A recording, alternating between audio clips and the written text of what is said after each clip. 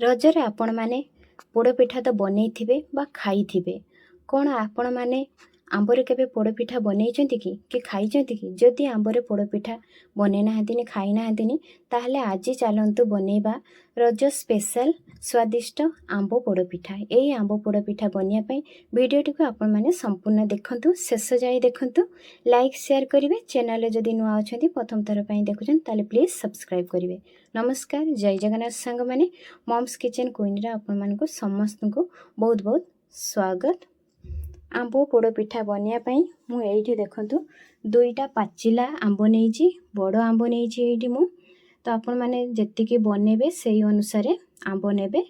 ତ ଏଇଠି ଦେଖନ୍ତୁ ମୁଁ ଆମ୍ବ ନେଇକି ଆକୁ ମଧ୍ୟ ଏମିତି କାଟି ନେଉଛି। ତ ଆପଣମାନେ ପାଚିଲା ଆମ୍ବ ନେବେ, କିନ୍ତୁ ଖଟା ଆମ୍ବ ନେବେନି, ମିଠା ଆମ୍ବ ନେବେ। ତ ମୁଁ ଏଇଠି ଦେଖନ୍ତୁ ମିଠା ଆମ୍ବ ନେଇଛି, ଖଟା ଆମ୍ବ ଜମା ବି ମୁଁ ନେଇନାହିଁ। ତ ଏମିତି କାଟିଲା ପରେ ଆମେ ୟାକୁ ଗୋଟେ ପ୍ଲେଟ୍ରେ ଚୋପାରୁ ୟାର ଆମ୍ବ ଗୁଡ଼ିକ ସବୁ ବାହାର କରିନେବା। ଏମିତି ବାହାର କରିକି ଇଏ କରିବା। ଯଦି ଆପଣମାନେ এই ପିଠା ପାଇଁକି ଖଟା ଆମ୍ବ, ପାଚିଲା ଆମ୍ବ ଯଦି ନେଉଛନ୍ତି, ଖଟା ରହିବ, ତାହେଲେ ପିଠାଟା ଆମର ଜମା ବି ଭଲ ହେବନି। ଖଟାଳିଆ ଲାଗିବ ପିଠା, ଖାଇବା ପାଇଁ ବି ମଧ୍ୟ ସ୍ୱାଦିଷ୍ଟ ଲାଗିବନି। ଖଟା ଲାଗିବ ତ ଭଲ ଲାଗିବନି ଜମା ବି। ତ ଆପଣମାନେ ଚେଷ୍ଟା କରିବେ ଯେତେବେଳେ ଆମ୍ବରେ ବନାଉଛନ୍ତି ପୋଡ଼ପିଠା, ମିଠା ଆମ୍ବ ନେବେ, ଦେଲେ ଯାଇକି ଆମର ପିଠାଟା ବହୁତ ହି ସ୍ୱାଦିଷ୍ଟ ବନିବ, ଆଉ ଏହାର ବାସ୍ନା ବି ବହୁତ ହି ବଢ଼ିଆ ଲାଗିବ। ତ ଆପଣମାନେ ପୁରା ଡିଫରେଣ୍ଟ ହେବ ଏଇଟା ଯେତେବେଳେ ବି ଆପଣମାନେ ବନାଉଛନ୍ତି। ତ ଏମିତି ସବୁଗୁଡ଼ିକ ମୁଁ ଦେଖନ୍ତୁ ବାହାର କରିନେଇଛି। ଆଉ ଚୋପା ମଧ୍ୟ ମୁଁ ବାହାର କରିନେଇଛି, କାରଣ 2ଟା ଆମ୍ବ ମୁଁ ବ୍ୟବହାର କରିଥିଲି। ତ ଏମିତି ଚୋପା ଗୁଡ଼ିକ ଫୋପାଡ଼ି ନେବା। ତାପରେ ଆକୁ ଆମେ ଗ୍ରାଇଣ୍ଡ କରିବା।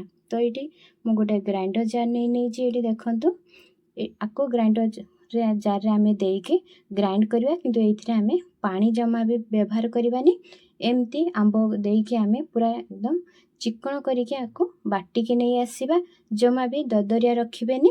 ପିଠାରେ ଦରଦରିଆ ରଖିଲେ ସେ ଆମ୍ବ ଗୁଡ଼ିକ ଲାଗିବ ତ ଭଲ ଲାଗିବନି। ପୁରା ଚିକ୍କଣ ହେଇକି ପିଠାରେ ପୁରା ବଟା ହେବ। ଏଇ ଦେଖନ୍ତୁ ଏମିତି ରହିବ। ତାପରେ ଆକୁ ସାଇଡ଼ରେ ରଖିନେବା। ତାପରେ ଗୋଟେ ହେମଦସ୍ତା ଆଣିବା। ସେଇଥିରେ ମୁଁ ଦେଖନ୍ତୁ ଏଠି 5ଟି ଗୁଜୁରାତି ନେଇଛି, 8ଟି ଗୋଲମରିଚକୁ ଦେଇକି ହାଲକା ଛେଚି ନେଉଛି।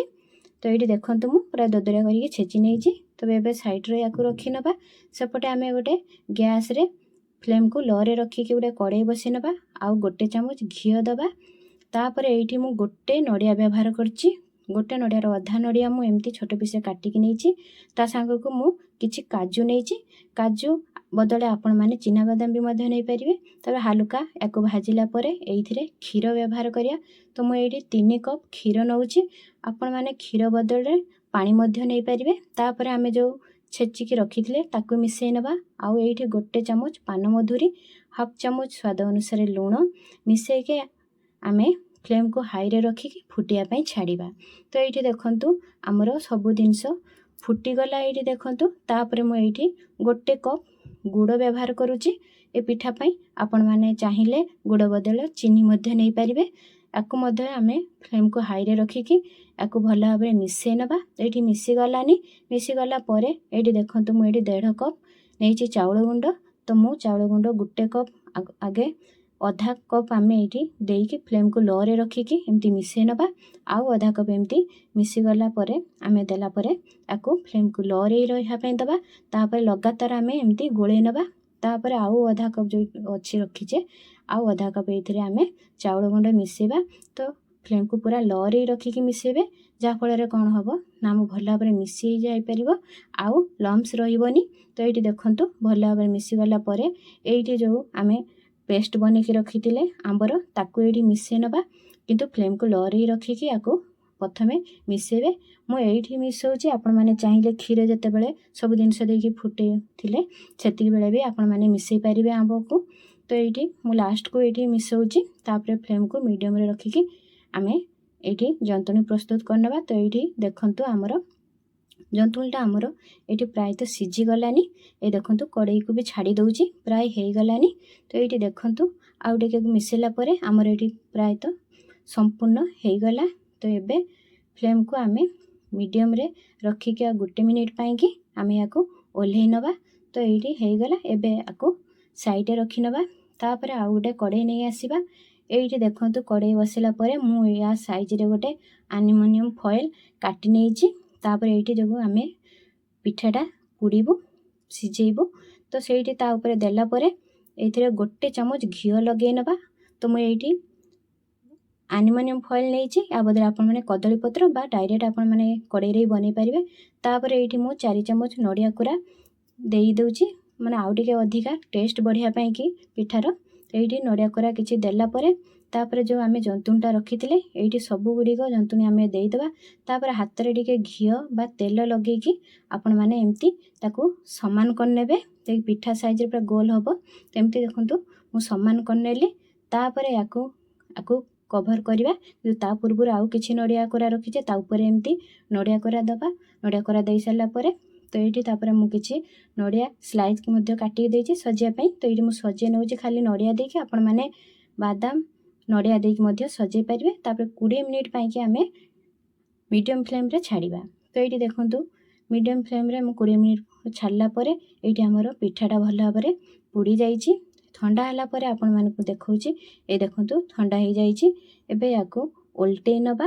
ତ ଓଲଟେଇଲା ପରେ ଆକୁ ଦେଖନ୍ତୁ ମୁଁ ଦେଖାଉଛି ଆପଣମାନଙ୍କୁ କେତେ ସୁନ୍ଦର ତା ପଛରେ ଭଲ ଭାବରେ ପୋଡ଼ି ଯାଇଛି, ପୁରା ପରଫେକ୍ଟ ପୋଡ଼ିଛି ଆମର ପିଠାଟା।